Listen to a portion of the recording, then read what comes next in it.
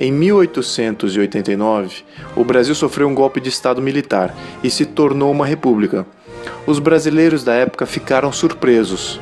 O povo não compreendeu porque a mudança para um sistema republicano era necessária naquele momento.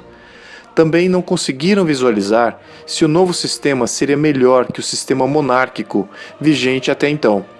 As inseguranças foram justificadas, pois o que se sucedeu imediatamente após a declaração da República foi um período de instabilidade política, social e desintegração do território nacional.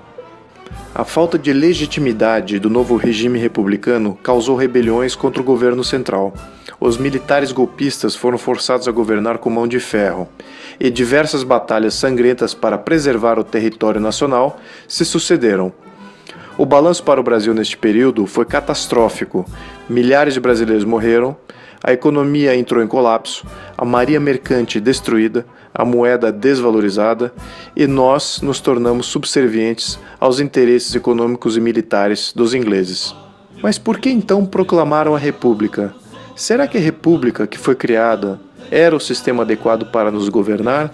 Como qualquer cientista, temos que identificar o que causa o mal para poder eliminar sua raiz.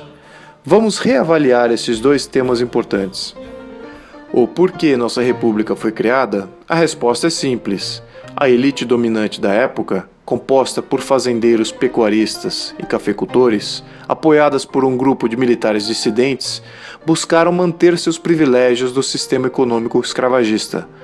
Como a monarquia já havia legalmente eliminado a escravatura e almejava iniciar a Revolução Industrial no Brasil, essa elite econômica se sentiu ameaçada e tomou providências golpistas. Assim como todos os outros países da América Latina, a república que foi criada no Brasil foi para servir um grupo de interesse restrito, ou seja, uma oligarquia. Na jovem República Brasileira, a alternância de poder se limitou a esse pequeno grupo ao ponto que se cunhou o termo política café com leite. Essa política das oligarquias do café e da pecuária perdurou décadas e forjou estruturas e práticas políticas para preservá-las no poder. Esta origem oligárquica da República afetou o sistema de governo na criação de instituições republicanas autônomas. Também afetou na inclusão de minorias sociais no processo político.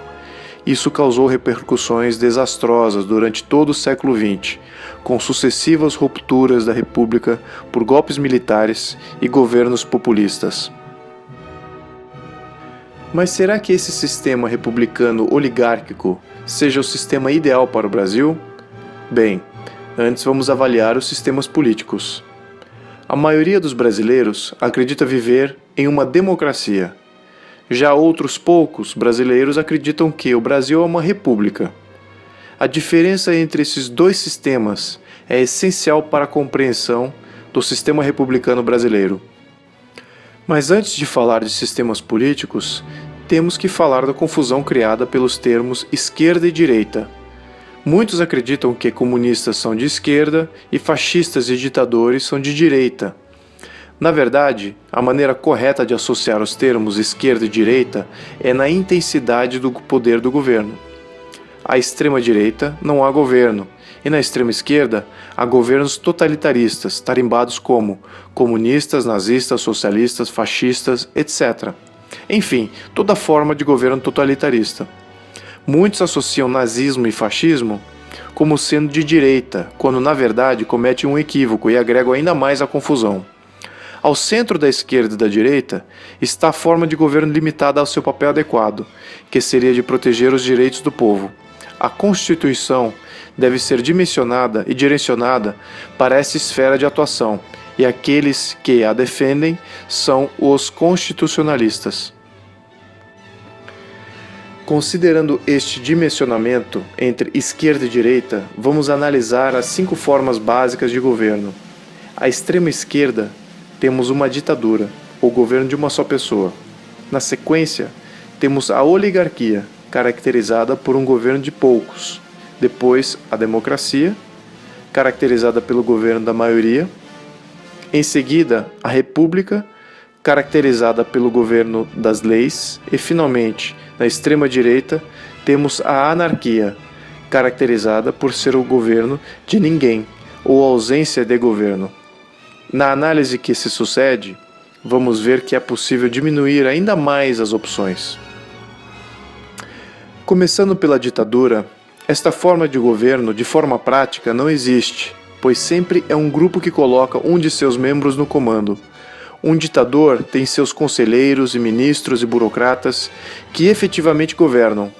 Portanto, o governo de uma só pessoa não existe de fato, apesar de se haver somente um líder visível. Há sempre um grupo por trás. Portanto, vamos eliminar a ditadura, pois ela não existe em realidade. A oligarquia, governo de um grupo, é a forma mais comum de governo em toda a história e é a forma mais comum nos dias de hoje. A maioria das nações do mundo são governadas por poucos poderosos. Portanto, oligarquia, para efeitos de comparação, permanece na nossa análise. No outro extremo, nós temos a anarquia, ou ausência de governo. Muitas pessoas creem, ao olhar para a história, que a maioria dos crimes contra a humanidade foram cometidos por governos. Portanto, para estes, não ter governo seria uma melhor opção. Mas isso é um engano, pois os gregos da antiguidade já apontavam: liberdade não pode existir sem leis. Os fundadores da República dos Estados Unidos eram unânimes em acordar que algum grau de governo é uma força necessária em qualquer sociedade civilizada. Em um estado de anarquia, todos têm de preservar a vida, a liberdade e a propriedade por si só e por sua família. Isso força com que a sociedade permaneça armada e sua mobilidade limitada para proteger sua propriedade a qualquer momento. A sociedade moderna sempre delegou sua proteção para um xerife, uma força policial ou uma ala do governo que preserve as leis. Uma vez que as leis individuais tenham como ser aplicadas e protegidas pelo governo, as pessoas se tornam mais livres para sair de sua propriedade e trabalhar. Portanto, uma dose de governo faz com que todos sejam mais livres. Há alguns que preferem a anarquia, não porque eles não querem nenhum governo, mas sim porque eles não gostam do governo que têm. Usam a proposta de anarquia como uma ferramenta de mudanças revolucionárias. A condição de anarquia é muito como um vácuo, pois algo logo se apresenta para preenchê-lo. Os anarquistas manipuladores trabalham para desmontar as estruturas do governo que existe, com terrorismo, manifestações, saques, roubos, sequestros, até que se instale a instabilidade institucional. Tragicamente, as pessoas que vivem durante esse período de caos buscam apoiar aqueles que criaram a instabilidade, pois são os únicos capazes de parar com a baderna. Os anarquistas, então, criam um governo controlado por eles mesmos, uma nova oligarquia que tem mais poderes que o governo precedente ou até mesmo o poder total. Isso foi o que aconteceu na Rússia, onde os bolcheviques ajudaram Lenin a tomar o controle total, e na Alemanha, onde os camisas marrons criaram o caos que colocou Hitler no poder total. Mas a anarquia não é uma forma estável de governo, é somente uma transição para algo mais permanente para aqueles que visam o poder absoluto. Por ser uma forma transitória de governo, vamos também eliminar essa forma de governo como sendo uma forma viável e prática. A palavra democracia vem de duas palavras do grego: demos, significando povo, e kratia, significando governo. Democracia, portanto, significa governo do povo, ou governo da maioria. Isso soa bem, mas suponhamos que a maioria do povo resolva eliminar a casa, negócio ou igreja de uma minoria. Obviamente, tem que ter um limite. O problema da democracia é que a maioria não é limitada. Se mais da metade do povo for influenciado a desejar algo contra a humanidade, em uma democracia, essa maioria realizará esse desejo, sem discussão. E na república? A palavra república vem do latim, res significando coisa e pública significa do povo. A coisa do povo subentende-se a lei. Uma república, de fato, é uma na qual o governo é limitado por lei, deixando o povo em paz. Na criação dos Estados Unidos após a Guerra de Independência, os fundadores da República Americana tiveram a oportunidade de criar o governo que desejassem. poderiam ter criado uma oligarquia para manter a si mesmos no poder. Alguns até propuseram que George Washington se tornasse seu primeiro monarca. Mas os fundadores conheciam bem a história das civilizações, sobretudo a grega e a romana, e escolheram o governo das leis, que é uma república, e foram contra o governo da maioria, de uma democracia. Por quê? Imaginem um grupo de pessoas invadem um terreno baldio em um país democrático. Os eleitores votam 10-1 pela perda de posse do imóvel em favor do grupo invasor. Em uma democracia, o proprietário original perderia seu direito de posse do imóvel. Imagine a mesma situação em uma república.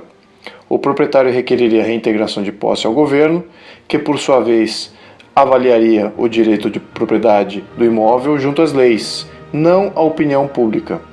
Portanto, mesmo que a maioria do povo quisesse que os invasores permanecessem no local e que tal proprietário perca a posse do bem, a lei preservaria o direito de posse do proprietário original e o terreno seria reintegrado. Tomando a República Norte-Americana como modelo, muitos ficam surpresos quando aprendem que a palavra democracia não aparece na Declaração de Independência dos Estados Unidos, nem mesmo na sua Constituição. Também não aparece na Constituição de nenhum dos 50 estados. Os fundadores dos Estados Unidos fizeram de tudo para não ter uma democracia. James Madison, pai da Constituição, anotou: democracias são palcos da turbulência e disputa, e nunca foram compatíveis com a segurança pessoal e os direitos da propriedade. Em geral, foram curtas em sua duração, assim como violentas em sua decadência. Alexander Hamilton concordou e afirmou: nós temos um governo republicano. A real liberdade nunca é encontrada no despotismo ou nos extremos da democracia. Samuel Adams, um dos signatários da Declaração da Independência, conclui: a democracia nunca perdura, logo ela se desgasta, se exaure e se mata. Os fundadores dos Estados Unidos não escondiam seu desdém pela democracia, pois eles sabiam que as democracias da Grécia Antiga produziram os maiores excessos de governo imagináveis. Em todos os casos de democracia, o sistema se corrompia para uma ditadura da maioria, depois a anarquia e, finalmente, para uma tirania na forma de uma oligarquia. O filósofo grego Solon, na época da Grécia Antiga, chegou a propor um conjunto de leis que toda cidade-estado deveria ter para não estar sujeita aos anseios voláteis de uma maioria.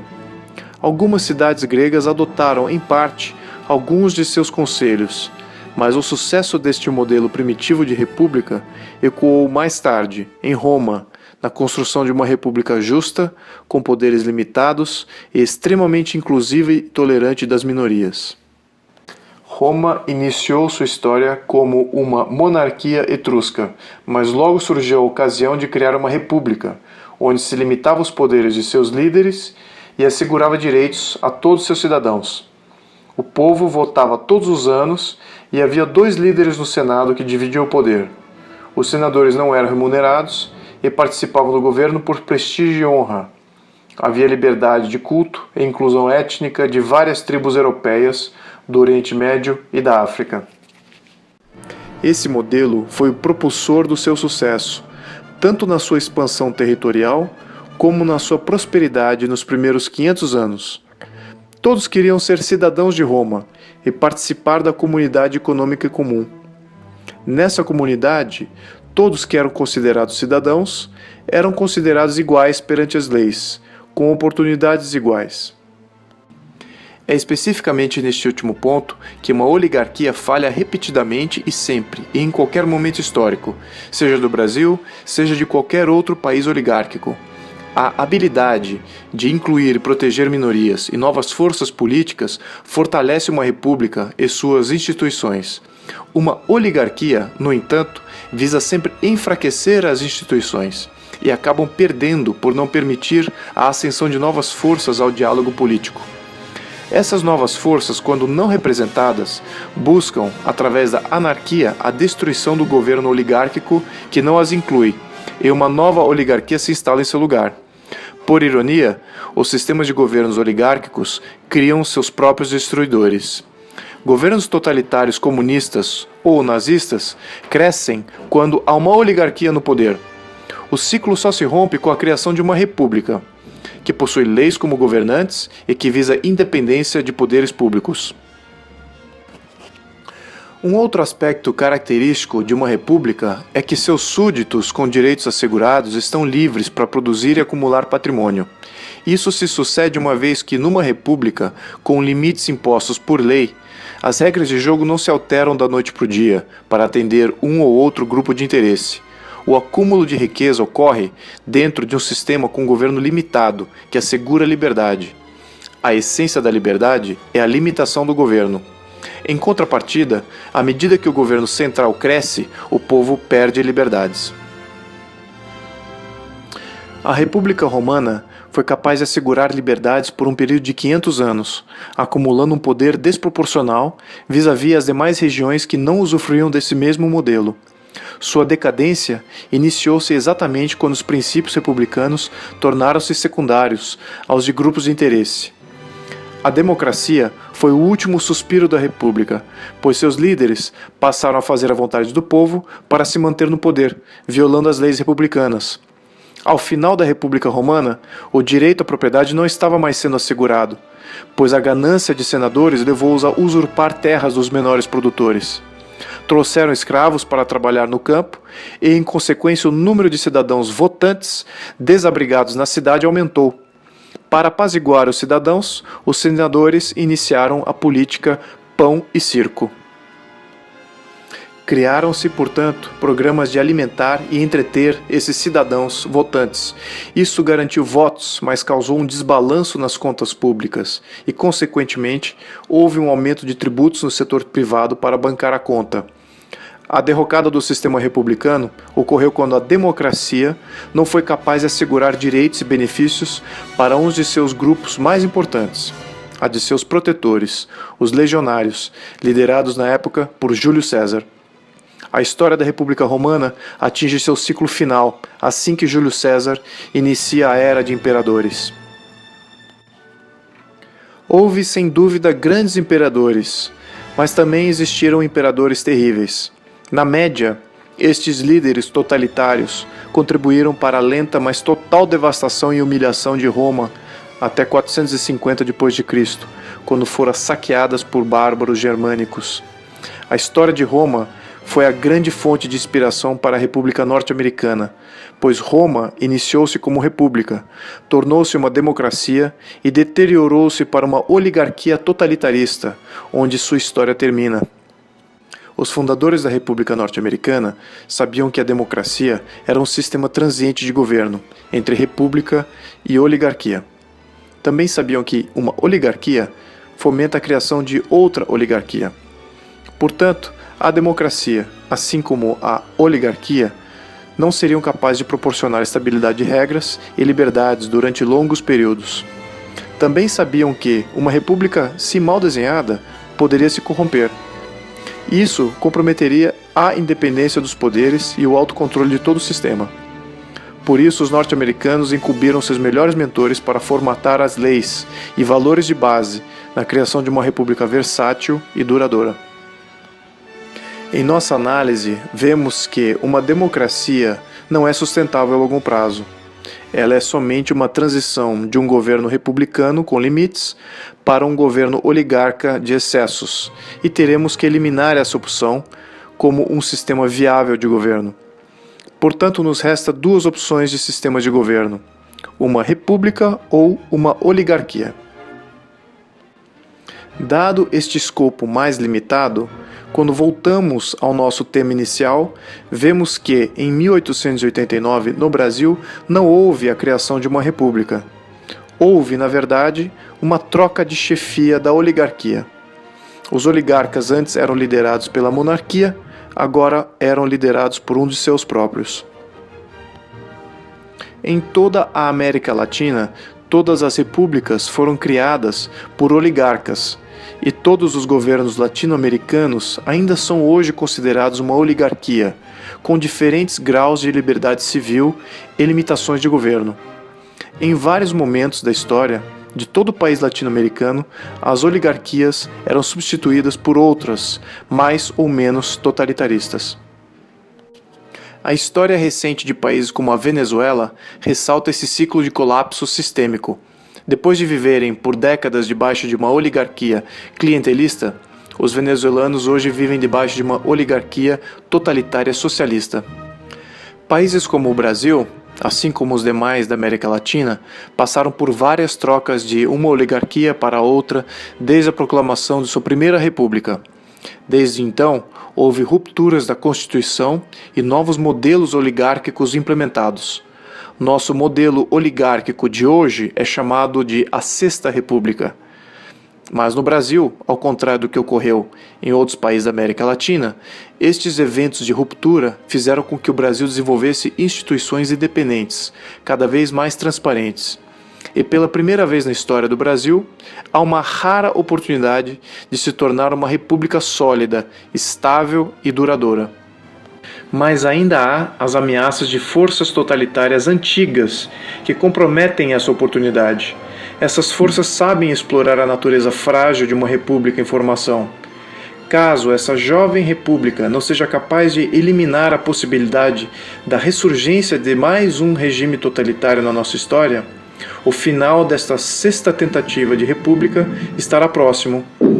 Desvio de dinheiro público, o aparelhamento das instituições públicas e a manipulação de leis para favorecer um partido político são um retrocesso na conquista de uma república de fato e fortalecem uma oligarquia que caminha para o totalitarismo.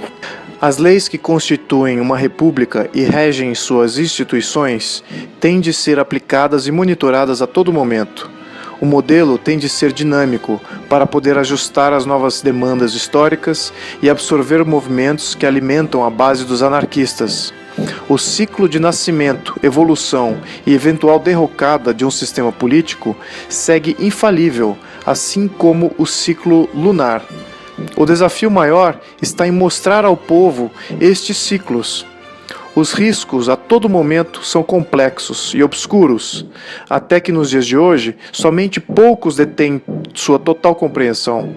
Enquanto esse conhecimento não seja levado à luz das massas, a tirania segue crescendo nas sombras. Então, qual o modelo adequado para o Brasil? Se perguntarmos a Benjamin Franklin, pai da República Norte-Americana, ele diria: uma república, se vocês conseguirem preservá-la.